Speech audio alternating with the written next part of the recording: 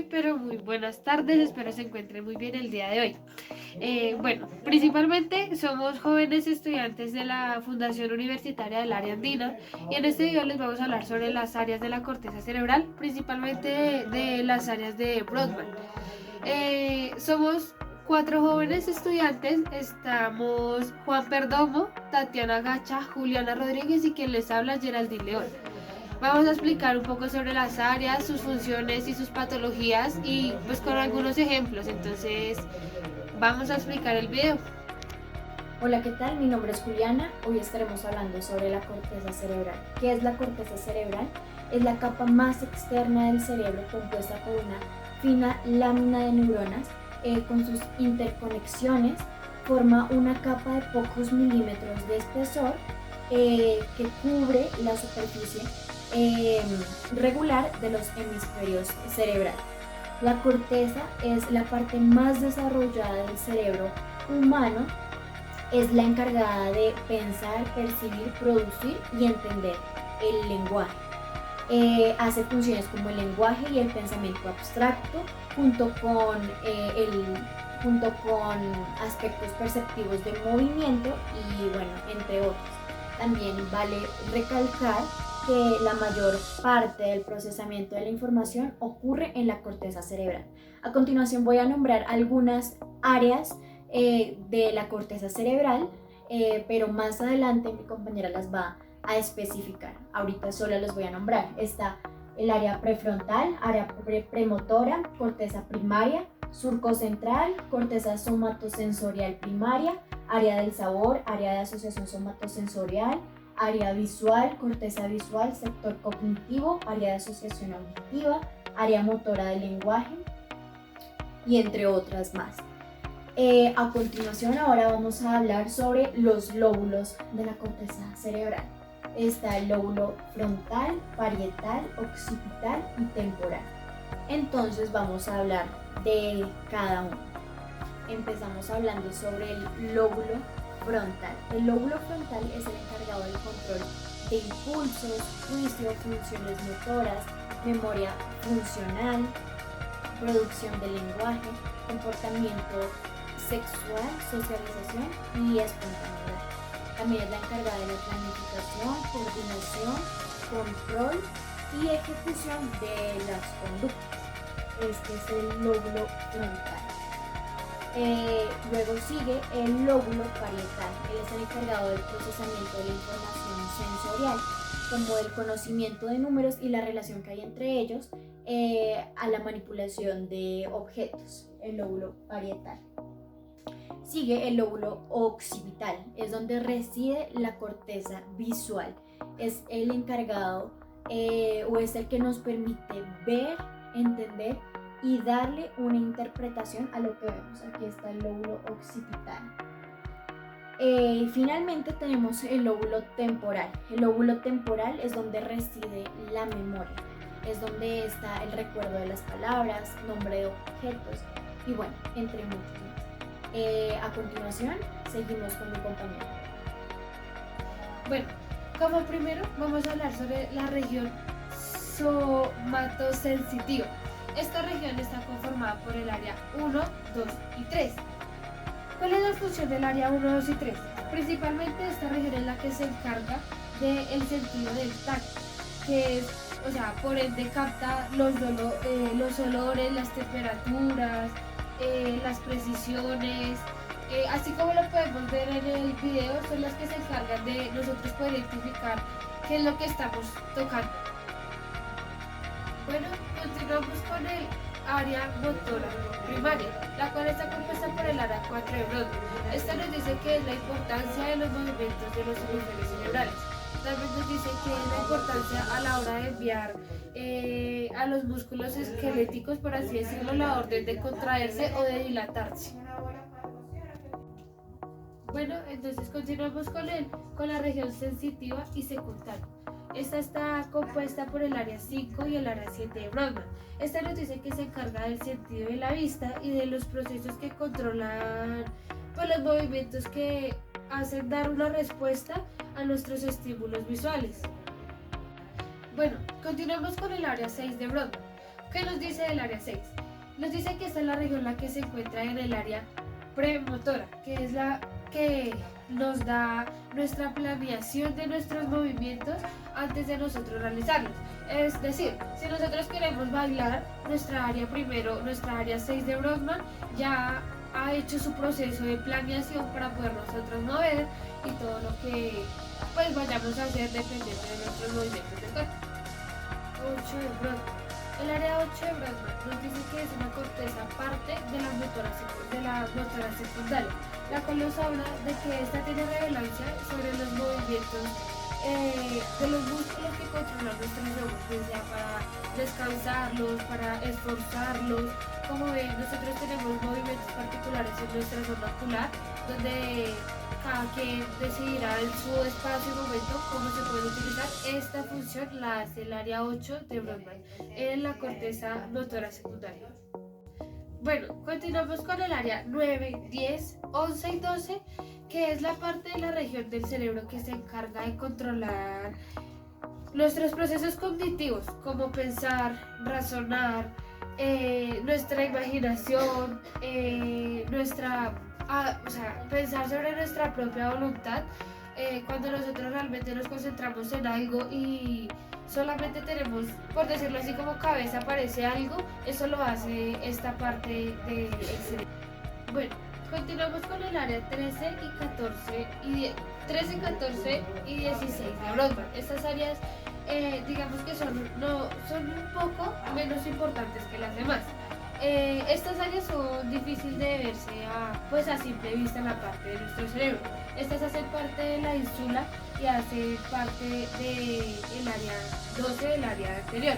Esta es la que nos ayuda a coordinar los movimientos necesarios para nuestro lenguaje, también conocida como el área prefrontal o el área del sistema límbico. Esta se relaciona con nuestra conducta sexual y emocional. Esta también es la que se refiere a lo que nos vincula a los procesos de nuestra información olfativa y nuestro sentido visero, por así decirlo. Consiguiente, hablamos del área 16, 17 y 18. ¿Qué nos dice el área 16? El área 16 es la que ocupa la mayor parte de nuestra ínsula, ayudando a los procesos como nuestros aspectos del dolor, de la temperatura y de la información fonológica de nuestras capacidades. El área 17 de Brodmann nos dice que es el área visual primaria. El área visual primaria es la que se trata de la primera área de la corteza, que es la que procesa nuestra información visual como núcleo geniculado lateral. Bueno, ¿qué quiere decir esto? Es la que nos obtiene las primeras impresiones de color, orientación y movimiento. Cuando nosotros podemos detectar colores o detectar movimientos extraños, bien sea en nuestro mismo sistema, que es el cuerpo humano, o en otras personas. El área 18 es una de las cortezas extraestriadas, que forma parte de la corteza visual secundaria, que es la que nos permite la división de las tres dimensiones y la detección de la intensidad lumínica. Es decir, las personas que utilizan gafas realmente es porque a veces necesitan una iluminicidad, necesitan bajarle un poco como el brillo a lo que ellos están viendo, porque su zona visual está siendo un poco afectada por la luz, bien sea energética o por la luz solar. Entonces, esta es la que conforma la parte 18, el área 18 de Brodmann, la que nos ayuda a detectar nuestro cuerpo cómo necesita la intensidad lumínica ante nuestros ojos. Bueno, continuamos con las áreas límbicas. Estas áreas están conformadas por el área 23, 24, 29, 30, 35 y 38.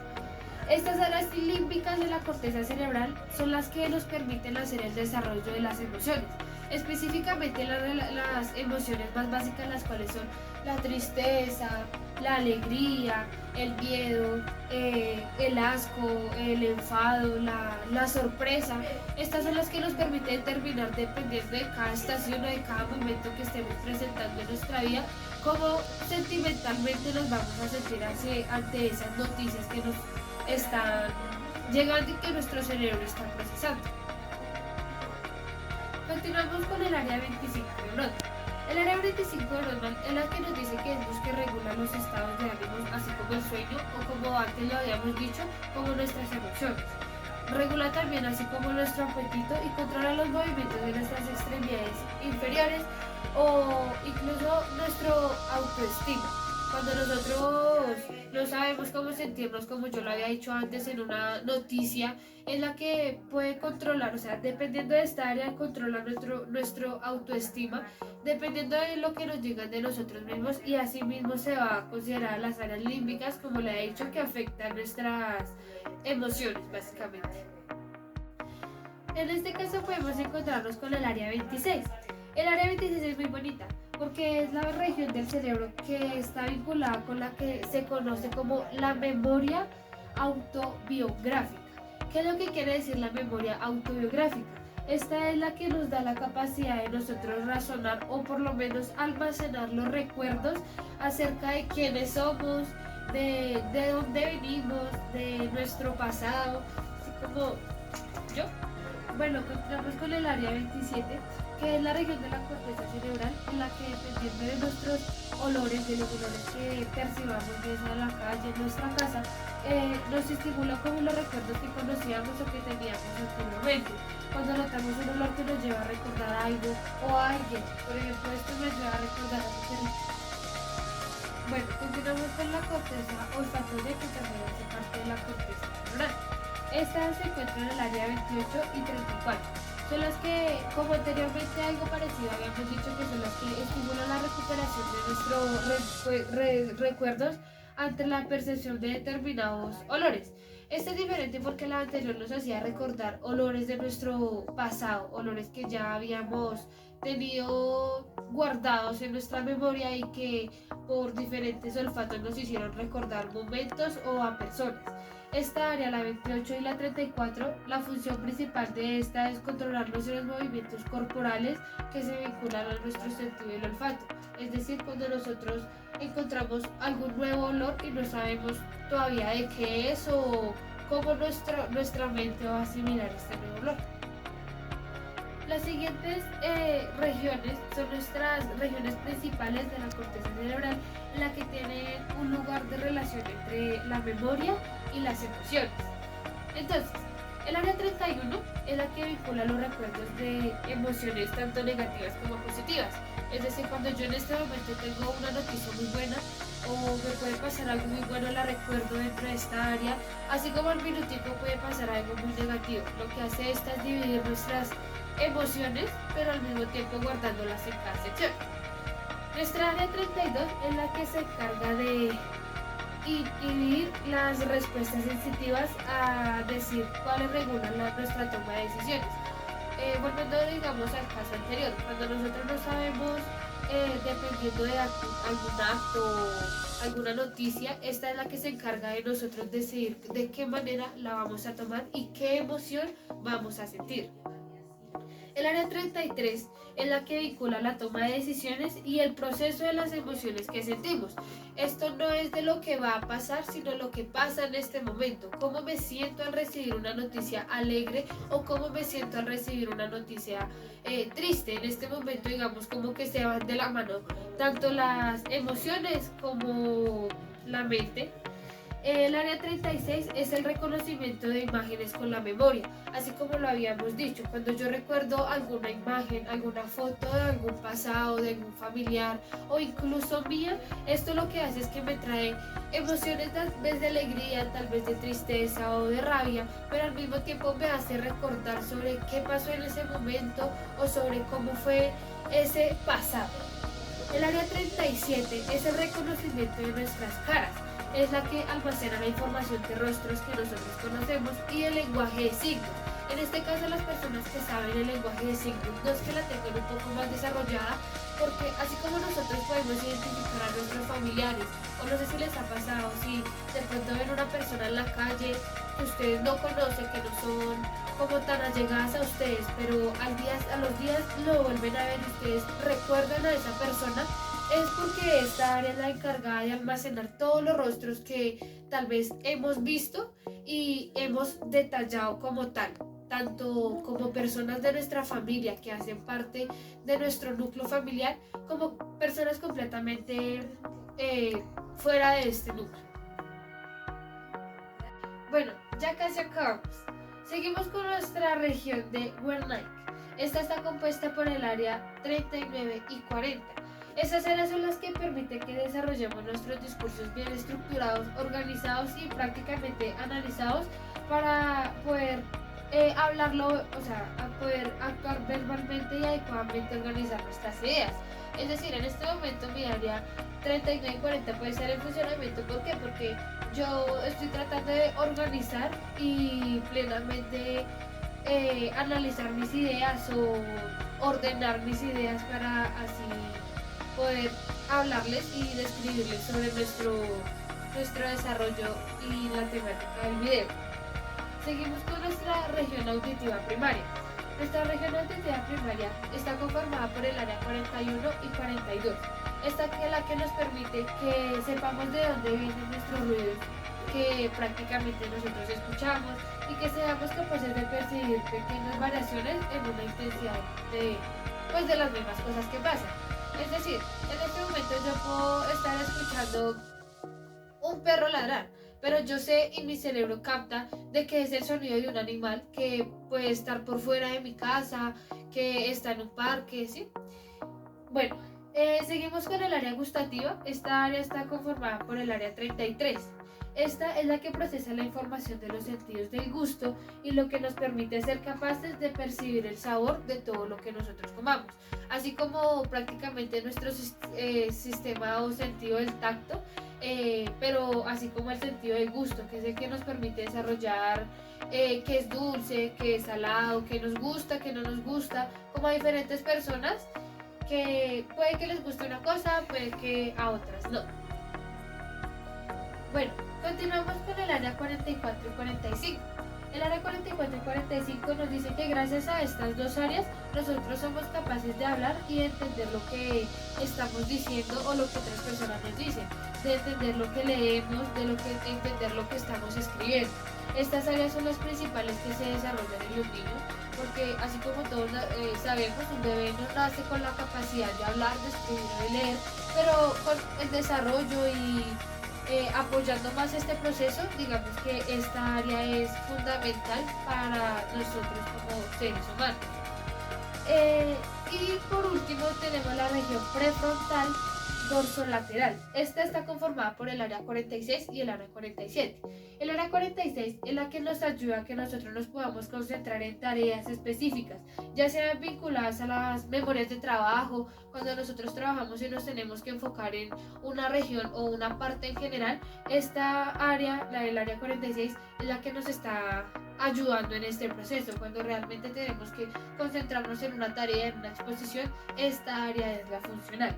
También es la que nos permite que cuando nosotros hayamos hecho muchas veces algo, se convierta en algo automático. Es decir, en un trabajo de máquina, cuando se sabe que tienes que buscar algunas aplicaciones, ya prácticamente se vuelve automático de nuestro cuerpo saber qué buscar, en qué lado buscar y cómo buscarlo. En cambio que cuando nosotros realmente realizamos algo nuevo es un proceso un poco más difícil, y cuando lo hacemos continuamente, esta área es la que se encarga de que nosotros podamos volverlo más mecánico. El área 47 es la organización y la estructurización del lenguaje, que como todo aquello relacionado con la música, especialmente a lo que se refiere de la comprensión y del lenguaje musical.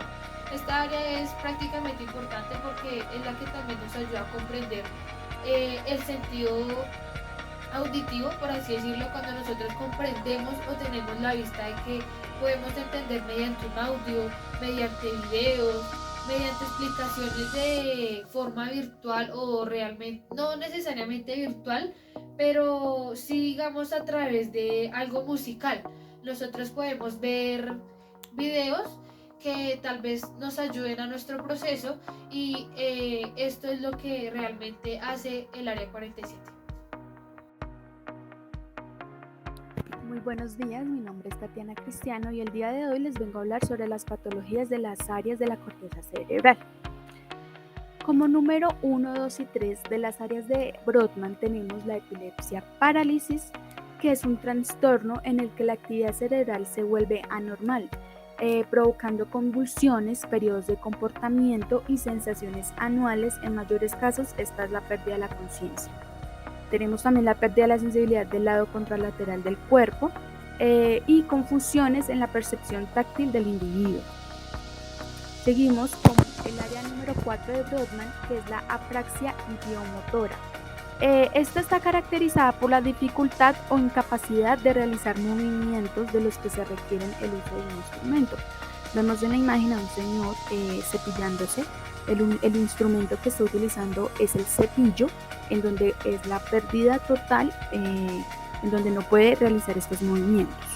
Seguimos con la apraxia cinética de las extremidades. Esta es la pérdida de movimientos precisos, falta de destreza en manos o dedos. Podemos observar en la imagen un niño tratando de atarse los cordones de los zapatos, en donde esta es la pérdida de movimientos en las manos y en los dedos, como anteriormente mencionamos. Tenemos la apraxia bucofacial. Esta es la incapacidad para llevar a cabo un movimiento con la lengua, con la cara, con la boca o con la mejilla. Seguimos con el área número 5 y 7 de Brodmann, que esta es la ataxia óptica. Esta es un trastorno del movimiento ocular caracterizado por la incapacidad para realizar movimientos sacádicos en el plano horizontal. Seguimos con la área número 8, 46, 47. Tenemos el Alzheimer. El Alzheimer, esto afecta la memoria y funciones mentales. Seguimos con las áreas de Brodmann número 9, 10, 11 y 12, que son los cambios en la personalidad. Esto es de menor creatividad. El área número 10, 11 y 12 de síndrome árbitro-frontal. Este es el conjunto de alteraciones debidas a una lesión frontal que implica la zona prefrontal y sus consecuencias sobre la corteza motora, la premotora y otras áreas con las que mantiene estrechas relaciones. El área número 9, 10 y 11 es un trastorno de depresión mucho mayor. Tenemos el área número 14, que es la hiposmia. Estos son problemas olfativos, es un trastorno del sentido del olfato que resulta en la reducción para problemas olfativos, es un trastorno del sentido del olfato que resulta en la reducción para poder probar sustancias saladas, dulces, ácidas o amargas. Tenemos el área número 17 de Brodmann, que es la ceguera. Es una condición física que provoca la disminución para ver en diversos grados. La pérdida de visión puede ser completa o parcial. Área número 18 y 19 de Brodmann es la prosopagnosia. Esta consiste en la dificultad para distinguir una cara. Seguimos con el área 22 de Brodmann, es la afasia de Wernicke. Es un trastorno del lenguaje y consiste en la capacidad para comprender o repetir el lenguaje hablado. Seguimos con el área número 24, que es la agnosia auditiva. La agnosia auditiva es una incapacidad para reconocer la diferenciación de los sonidos en donde el cerebro se había afectado ya que no procesa sonidos. Seguimos con las áreas número 28 y 34, que es la fantosmia. La fantosmia son olores que no están realmente en nuestro alrededor. Áreas número 41 y 42 de Brodmann es la pérdida de audición total. No volvemos a oír. Seguimos con la área número 44 y 45, que es la afasia de Broca. Es una lesión en las diferentes áreas cerebrales del habla y del lenguaje. A continuación veremos algunas otras patologías de la corteza cerebral, que es la agnosia táctil. Es una dificultad para reconocer los objetos con el tacto, es decir, al manipularlo o sentirlos. Afasia transcortical motora. Esta es un trastorno del lenguaje debido a la cual la persona presenta falta de fluidez verbal, como la habla lenta. Seguimos con la hipoestesia. La hipoestesia es una distorsión sensorial que consiste en la disminución de la sensibilidad táctil. Podemos evidenciar en las imágenes que son dolores en la punta de los pies y en la palma de las manos. Agnosia visual. La agnosia visual es una incapacidad cerebral para reconocer o comprender estímulos visuales. Una persona con agnosia visual puede ver con normalidad, pero es incapaz de interpretar o reconocer lo que está observando.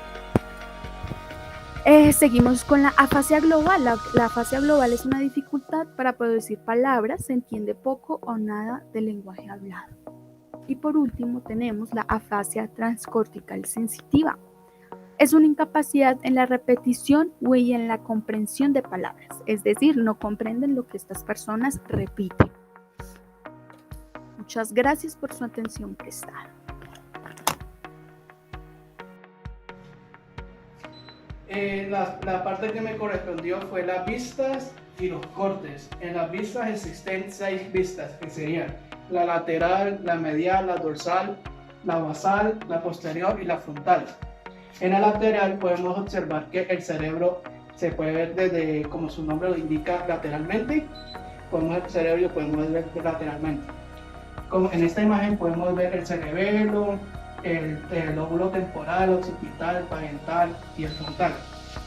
En la vista medial es la vista que cogemos el cerebro y la partimos en 2, que sería la medial. En esta imagen podemos ver el cerebelo, el diencéfalo, el puente de Barolio, el cerebro medio, entre otros. En el dorsal podemos ver, es cuando vemos el cerebro desde la parte de arriba. Cuando vemos la parte de arriba del cerebro, esa es la vista que podemos observar. En esa vista podemos ver el occipital, el parietal y el frontal, los lóbulos que podemos mencionar. El basal sería cuando cogemos el cerebro y lo vemos de la parte inferior, que sería el basal.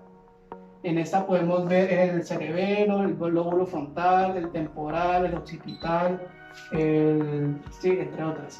La vista posterior es cuando vemos el cerebro desde la parte trasera. En esta vista podemos observar el cerebelo, el lóbulo temporal, el occipital y el parietal.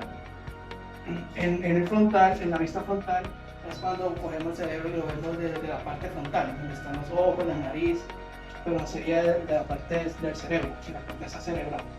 En esta vista podemos observar el hemisferio derecho, el izquierdo, el puente troncoencéfalo, el cerebelo, la médula, entre otros.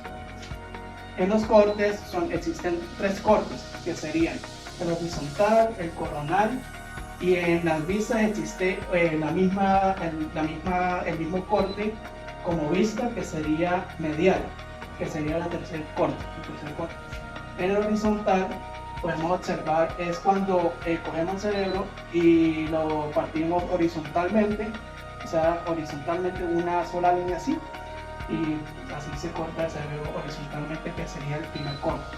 En este podemos ver el tálamo, parte del ramo posterior, núcleo lenticular, el cola núcleo caudado, parte de la materia blanca, de la materia gris. En el coronal es parte de la materia blanca, de la materia gris. En el coronal es cuando cogemos el cerebro y lo partimos verticalmente, un solo corte verticalmente. En este corte podemos ver la corteza cerebral, el tálamo también, dependiendo del corte también. El globo pálido externo, cápsula interna. Y como anteriormente indiqué, que en la misma vista existe el mismo corte, que sería el medial. En esta vista, como anteriormente lo mencioné, podemos observar el cerebelo, el diencéfalo, el puente de Barolio, el bulbo raquídeo, entre otros. Muchas gracias. Bueno, y llegamos a la parte final de nuestro video. Espero podamos haber sido claros y que puedan entender la parte y el punto, y entender de que nuestro cerebro es importante, nuestro cuerpo es importante, debemos cuidarlo, debemos alimentarlo. Y pues bueno, no olviden que somos de la Fundación Universitaria Área Andina, y buena tarde para todos.